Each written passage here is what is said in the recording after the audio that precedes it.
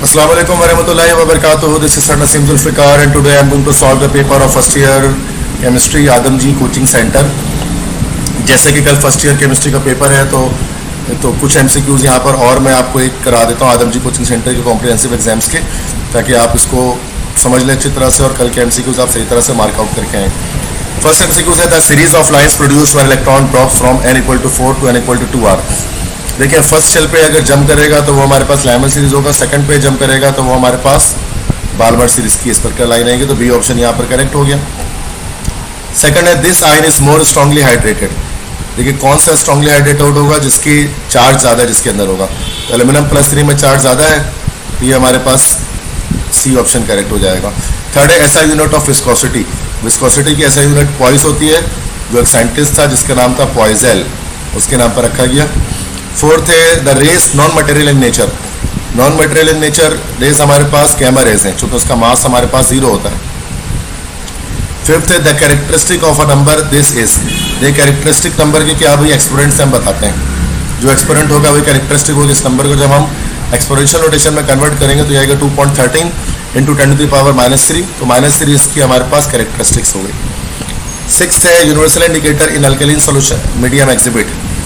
तो alkaline medium में alkaline से मुराद होता है हमारे पास बेसिक मीडियम में यूनिवर्सल इंडिकेटर का कलर हमारे पास होता है पर्पल। P4 हमारे पास हो गया यहाँ पर पर्पल। सेवंथ है catalyst increase rate of reaction by. एक कैटलिस्ट रिएक्शन का रेट कैसे इंक्रीज करता है, उसके एक्टिवेशन एनर्जी को डिक्रीज करके। एट्थ है heat absorb by system at constant volume equals to.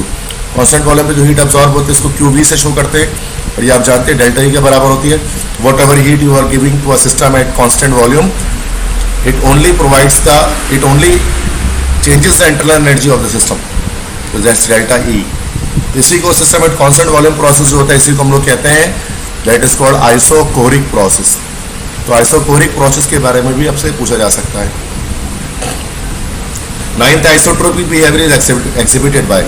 Isotropic behaviour सिर्फ अमरफस सॉलिड्स का होता है, ये आपने चैप्टर 2 में पढ़ा होगा।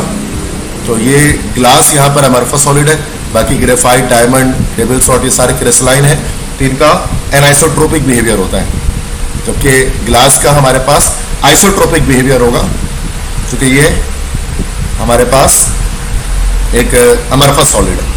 टेंथ है the pair represents a buffer solution. Buffer solution का पेयर क्या होता है कि हमारे पास अगर वीक बेस है तो उसका हमारे पास स्ट्रॉन्ग एसिडिक सॉल्ट होना चाहिए। तो यहाँ पर हमारे पास सी ऑप्शन करेक्ट होगा कि एक वीक बेस के साथ इसका एक एसिडिक सॉल्ट लगा हुआ है। This is the buffer solution which tends to resist the pH change in pH। 11th group 2 cations are precipitated as sulphides in the presence of HCl hydrochloric acid. 12th है the volume of this molecules of helium at STP। तो सबसे पहले तो हम क्या कर लेंगे कि हम जो है वो मोल निकाल लेंगे नंबर ऑफ पार्टिकल से, N/Na फॉर्मूला होता है। तो मोल हमारे पास इसका जो है ऊपर तो आ गया 1.505 × 10⁻23 और नीचे डिनोमिनेटर में आ गया हमारे पास Na that is 6.02 × 10⁻23 equal to 1/4 मतलब 0.25। इसको मल्टीप्लाई करते 22.41 से और ये आ जाएगा हमारे पास 5.6 dm3। तो ये हमारे पास ये ऑप्शन करेक्ट है। 13th है CO2 in solid state form. Carbon dioxide solid state में क्या बनाता है, तो this forms molecular crystal. 14th है this effuse twice as the rate of methane under similar condition. Twice as the rate of methane under similar condition, ठीक है। तो कौन सा ट्वाइस रेट से एफ्यूज करेगा सिमिलर कंडीशंस पर, तो यहाँ पर हमें इसमें फॉर्मूला लगाकर देखना पड़ेगा। जैसे हाइड्रोजन में अगर हम लगाएंगे तो जैसे कि ऊपर हमने लग दिया दैट इसके जो हाई मॉलिक्यूलर वेट है 16 लग दिया, 0.2 लग दिया, तो ये 2 8 16, तो 8 का रूट हमारे पास जो अंडर रूट निकलेगा 8 का दैट इज 2/2 या 2.82, तो ये तो नहीं हो सकता। सेकंड हमने देख लिया, ऊपर हमने रख दिया 16, नीचे रख दिया हमने 4 4 16 और 4 का रूट क्या निकलता है हमारे पास, ये निकल जाता है 2। तो ट्वाइस रेट से हीलियम कैसे फ्यूज करेगी, इस तरह से हम उसको बता सकते हैं। 15th है the degenerate orbitals differ in what. Degenerate orbitals हमारा जैसे कि P X P Y P Z, ये किस में डिफर करते हैं? ओरिएंटेशन में जस्ट, बाकी सारी चीज़ें सेम होती हैं इनकी। 16th है in the nuclear reaction this the x is what. 6 + 2 8 हो गया, ये 8 एटॉमिक नंबर होता है हमारे पास ऑक्सीजन का, तो ऑक्सीजन हो गया x, तो जैसे इन दोनों को ऐड कर देना है। 17th n + l value of N orbital this while b equal to this, the order of energy is 2 + 1 3 और 3।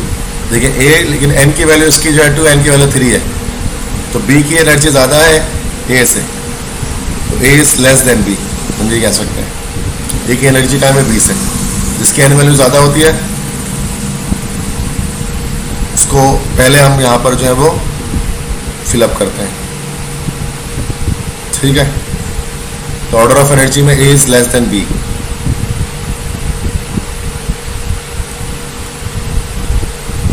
जैसे 4s to 3d 10, जैसे 4s और 3d हो गया, इसमें तो अलग अलग आ गए। जैसे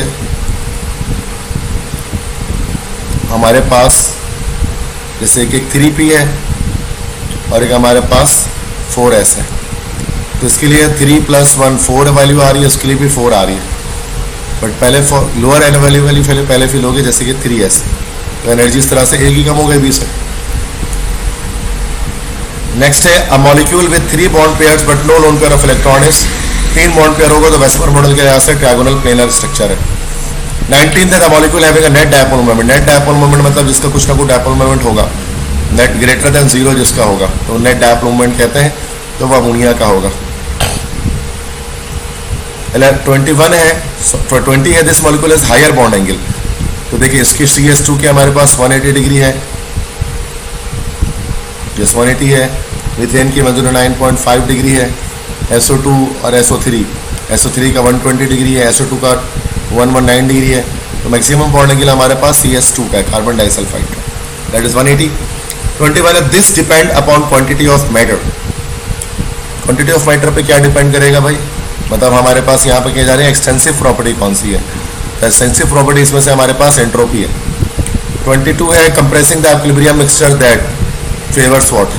यहाँ पर 1 मोल है, यहाँ पर 2 मोल है।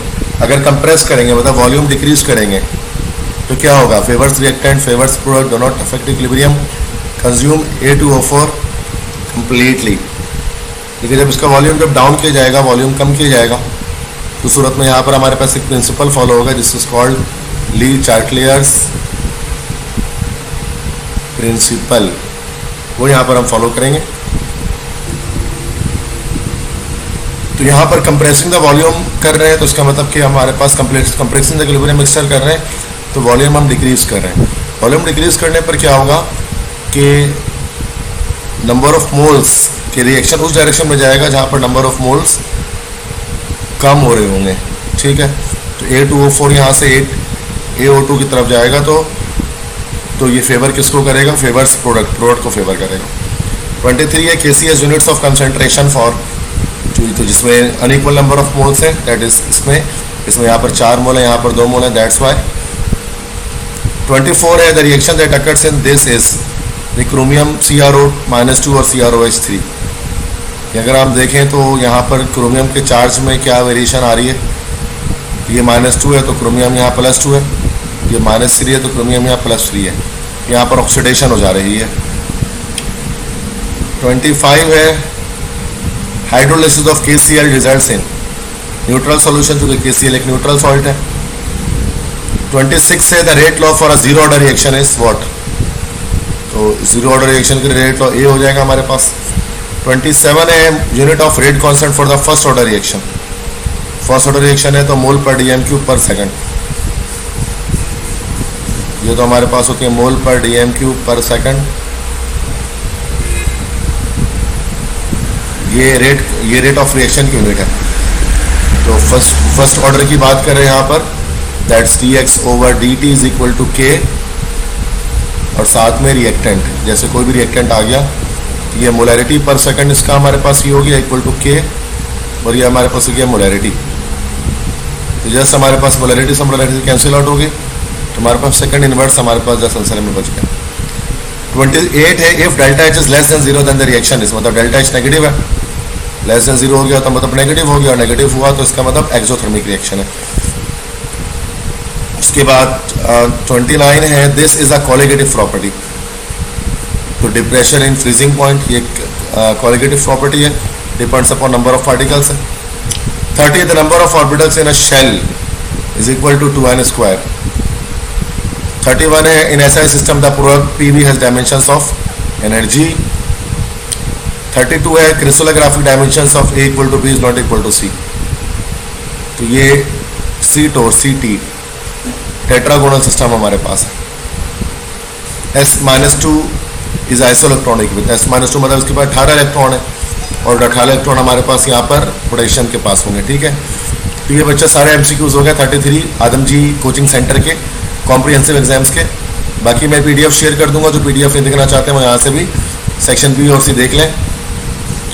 सेक्शन B और C में कौन कौन से क्वेश्चन आए हैं वीडियो में मैं दिखा दे रहा हूँ आपको सामने, तो वरना आप PDF भी डाउनलोड कर सकते हैं। आई होप सो ये लेक्चर पसंद आया होगा आपको, अपने फ्रेंड्स के साथ इसको शेयर कर दें। बेस्ट ऑफ लक तमाम स्टूडेंट्स को कल के पेपर के लिए। अल्लाह हाफिज़।